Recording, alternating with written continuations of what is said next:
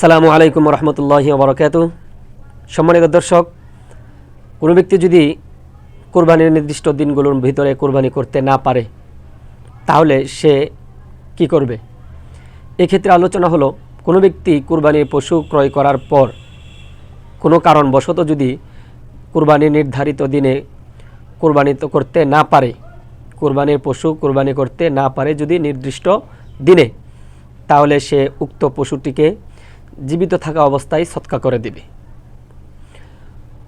অথবা কোনো ব্যক্তি কোরবানির পশু ক্রয়ই করতে পারে নাই, তার উপর কোরবানি করা ওয়াজিব ছিল, তাহলে সেক্ষেত্রে কি করবে?